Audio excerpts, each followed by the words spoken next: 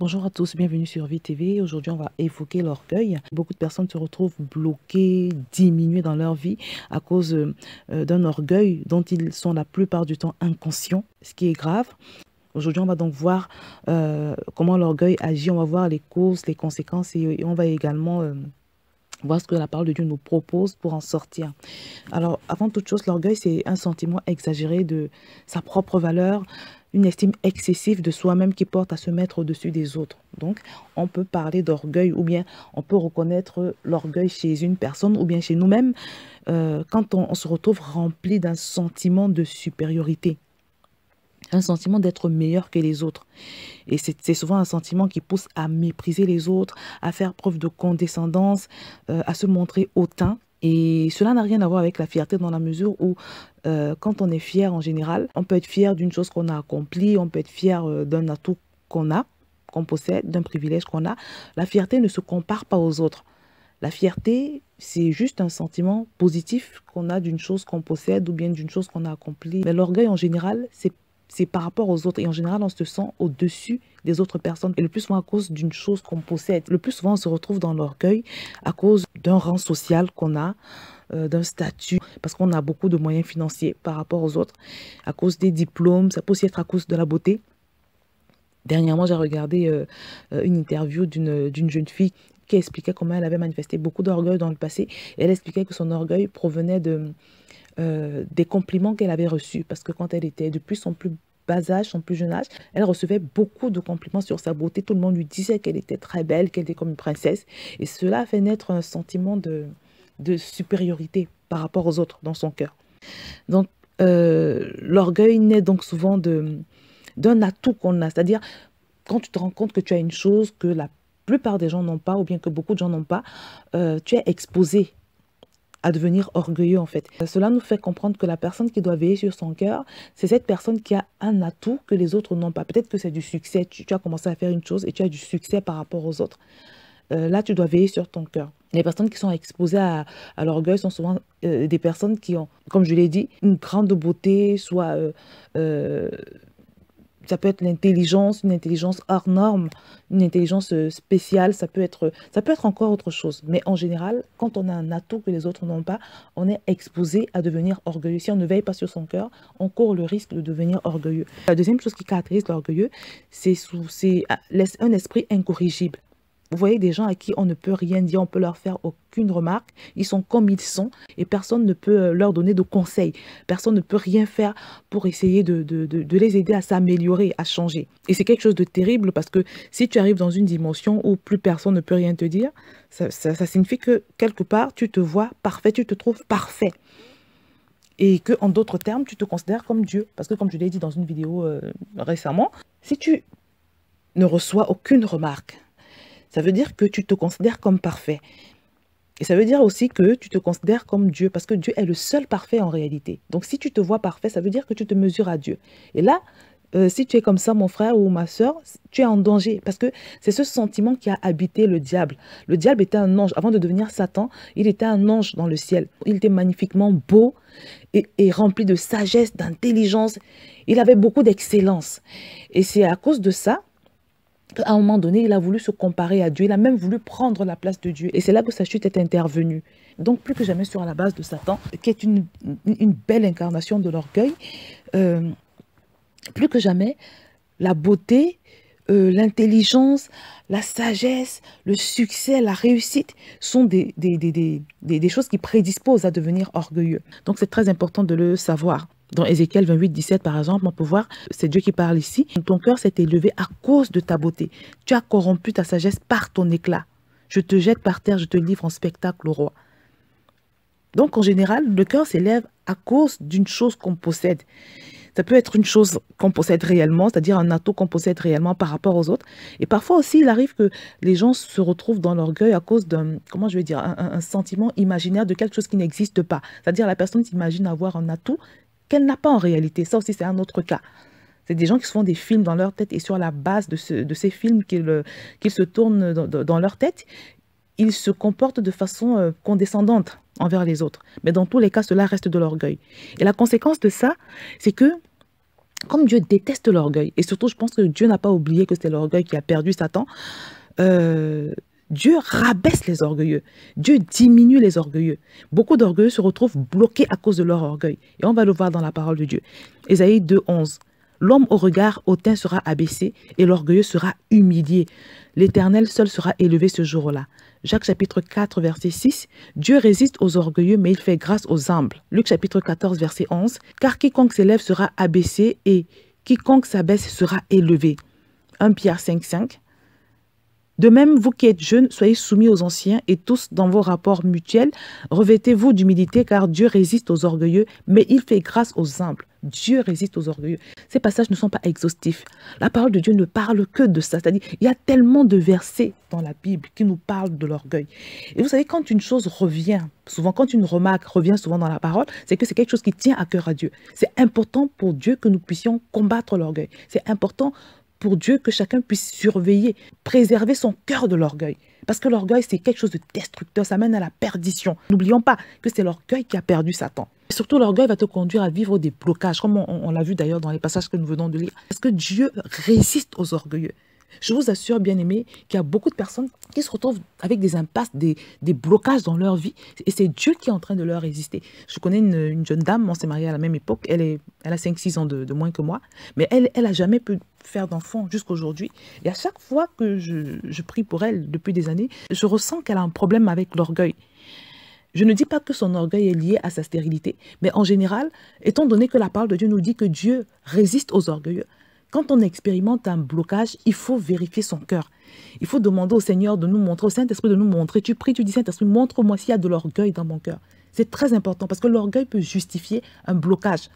Et comme par hasard, la plupart des personnes qui vivent la stérilité, c'est-à-dire qui ne peuvent pas enfanter, que je connais, c'est des personnes qui ont un problème d'orgueil. Donc nous devons faire très attention avec ces choses.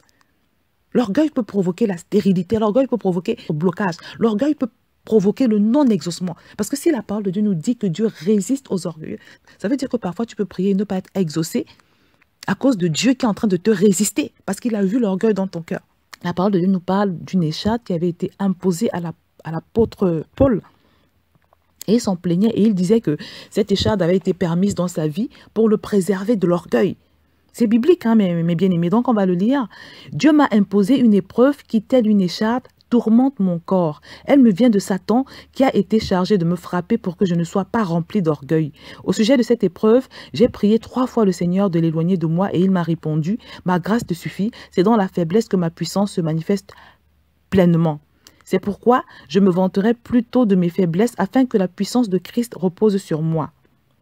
Et mais dans ce passage, le grand apôtre Paul, qui était un grand enseignant, un grand faiseur de miracles, un grand évangéliste, il dit qu'il a été frappé d'une épreuve afin que son cœur ne soit pas rempli d'orgueil.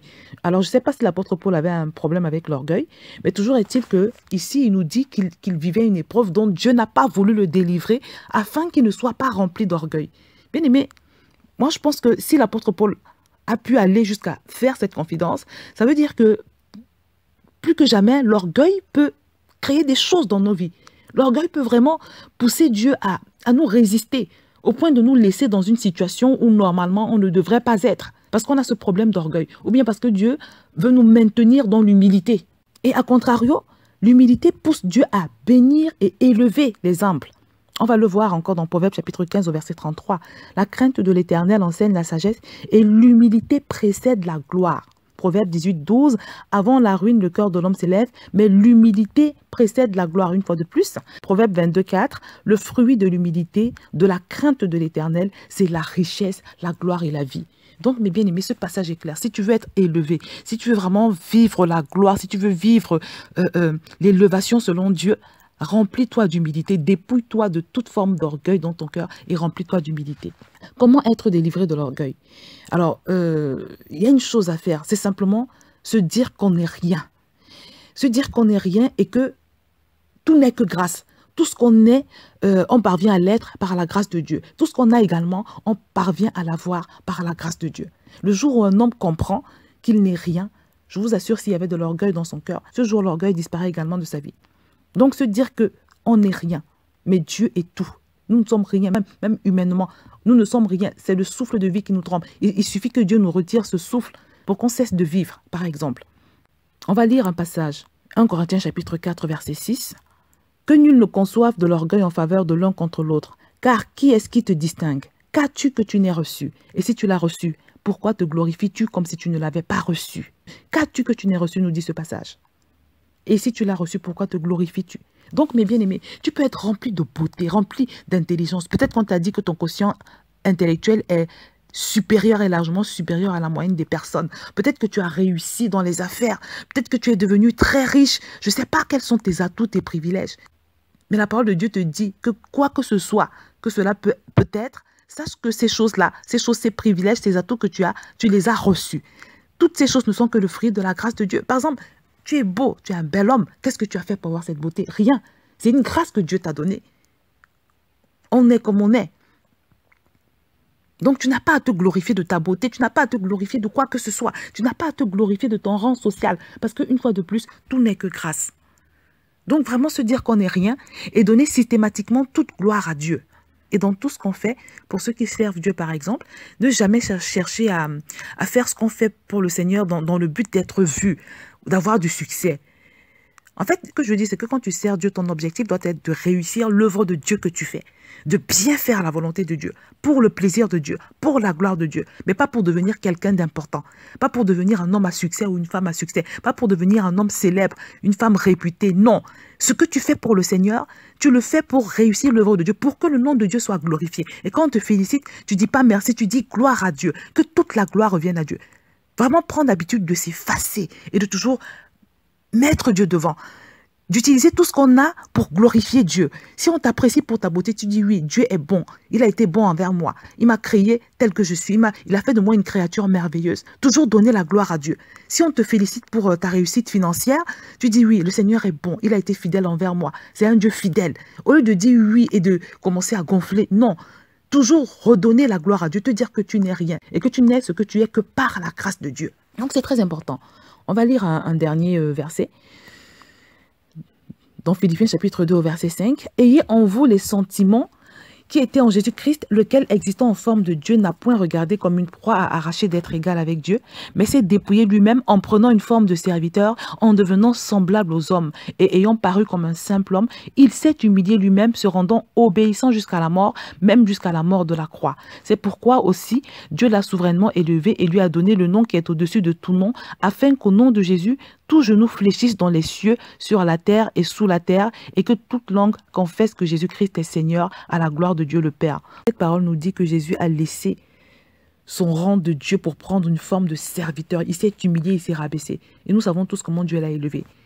Jésus n'a jamais rien demandé à Dieu sans recevoir l'exaucement. Il était oint, il était rempli de puissance, de sagesse, de charisme. Jésus était vraiment extraordinairement béni par Dieu. Et c'est ce que produit l'humilité. Donc, mes bien-aimés, cultivons l'humilité. Si tu veux vraiment réussir dans ta vie, si tu veux marcher avec la faveur, la grâce de Dieu, sa présence, remplis-toi d'humilité parce que Dieu aime l'humilité et il déteste l'orgueil. Dieu a horreur de l'orgueil. Donc, voilà, bien-aimés, chacun s'examine. Et n'oubliez pas ce que j'ai dit, que la plupart du temps, les gens orgueilleux ne se rendent pas compte, ils ne savent pas qu'ils sont orgueilleux. C'est pour ça que je nous invite aujourd'hui vraiment chacun à s'examiner et à supplier le Saint-Esprit de nous montrer des traces éventuelles d'orgueil dans notre cœur, mais surtout de nous en débarrasser. Parce qu'il y va de notre liberté, de notre libération parfois, de notre délivrance. Demandons vraiment au Seigneur de nous éclairer aujourd'hui, de sorte que si jamais l'orgueil était la cause du non-exaucement, que cet orgueil-là soit renversé une bonne fois pour toutes, afin que nous puissions véritablement recevoir notre exaucement et notre libération. Je vais m'arrêter là pour aujourd'hui et je vous dis à très bientôt sur VTV.